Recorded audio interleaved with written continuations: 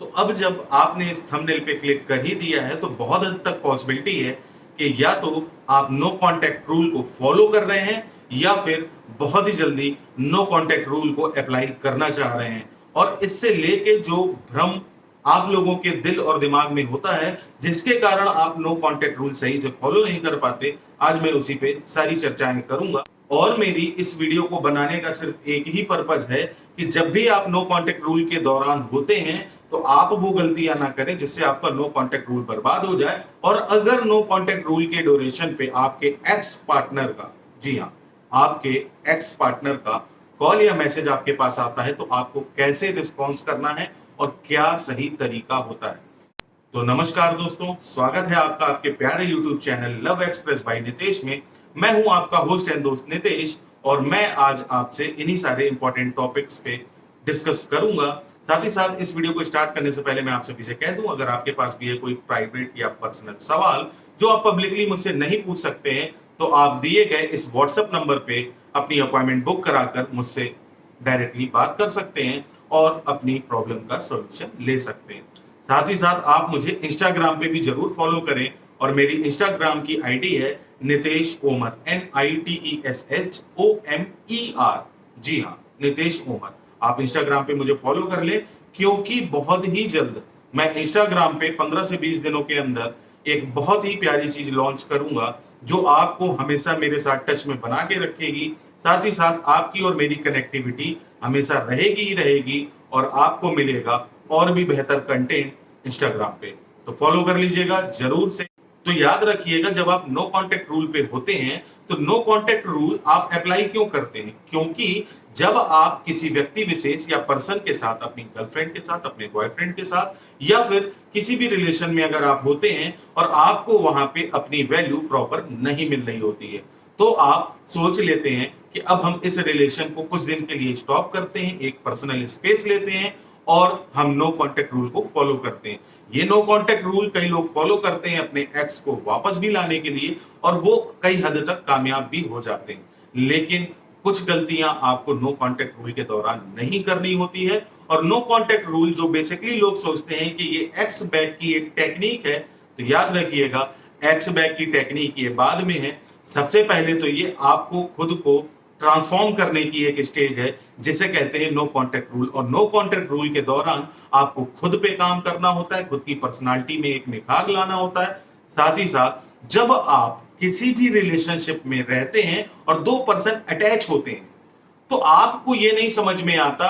कि ये व्यक्ति विशेष या ये इंसान या ये पार्टनर मेरे लिए सही है या नहीं है। और आप इस दुविधा में हमेशा बने रहते हैं। आप एक जिद मचा लेते हैं, जिद को पकड़ लेते हैं कि मुझे यही इंसान चाहिए, यही व्यक्ति चाहिए, मुझे कुछ भी हो जाए इसी के साथ रहना है। लेकिन जब आप नो कांटेक्ट रूल के दौरान खुद पे काम कर रहे होते हैं तो आपके पास ये एक गोल्डन अपॉर्चुनिटी होती है इस बात को समझने के लिए कि आपके लिए वो पर्सन सही है या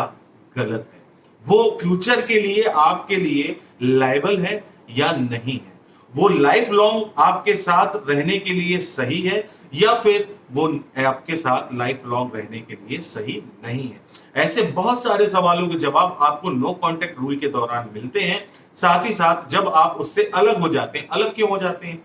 अलग इसलिए हो जाते हैं क्योंकि रिश्ते में रह के आप लोग एक दूसरे को जो टाइम दे रहे थे या नहीं दे रहे थे वो आप लोगों के लिए सही नहीं था और आप लोग एक दूसरे से अलग होते हैं, नो कांटेक्ट रूल को फॉलो करते हैं। तब आपको जाके पता चलता है कि जिस इंसान के पीछे मैं भाग रहा था या भाग रही थी, जिस इंसान को मैं इतने दिन से चेस कर रहा था या जिसको ही मैंने सर्वे सर्वा मान लिया था या जिसके साथ ही मैंने अपनी लाइफ को बिताने का निश्चय कर लिया था, एक्चुअली पे उस रिलेशनशिप में अटैचमेंट के दौरान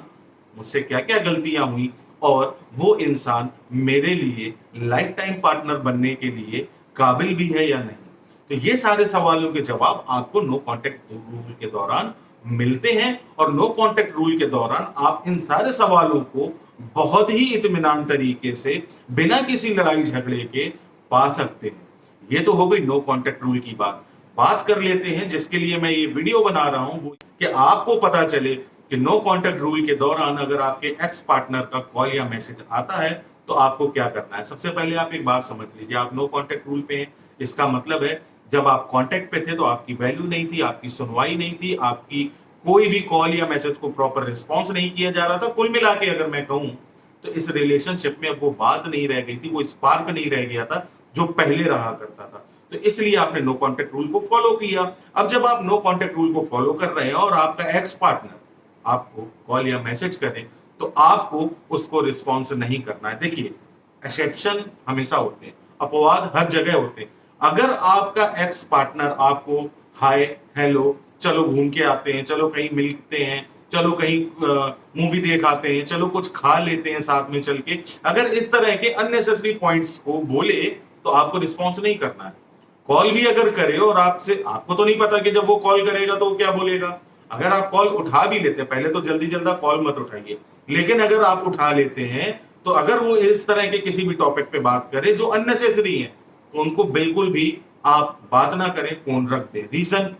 क्योंकि अगर आप इन सारे मैटर्स पे, क्योंकि अब आप अटैच तो हो नहीं, डिटैच हो, एक दूसरे से साथ में नहीं हो, रिलेशनशिप आप लोगों ने अलग कर ली है, और रिलेशनशिप को अलग करने के बाद भी अगर आप अपने एक्स पार्टनर को इन सब कामों के लिए मंजूरी दे देते हैं, या फिर इस रिलेशनशिप के खत्म हो जाने के बाद या नो कांटेक्ट रूल पे चले जाने के बाद इसको अप्लाई करने के दौरान जब वो कॉल मैसेज करके इस तरह की बातें कर रहा है और आप उसका सपोर्ट कर जाते हैं, जी हाँ, आप उसका सपोर्ट कर जाते हैं और आप उसके साथ कहीं घूमने फिरने चले जाते हैं, आप उसके साथ कोई मूवी देखने चले जाते हैं, या फिर आप उससे प्रॉपर फोन पे बात करने लगते हैं, तो याद रखिएगा ये रिलेशनशिप हमेशा के लिए अब खत्म होने वाला है और आपकी वैल्यू कभी नहीं उठने वाली। रीजन,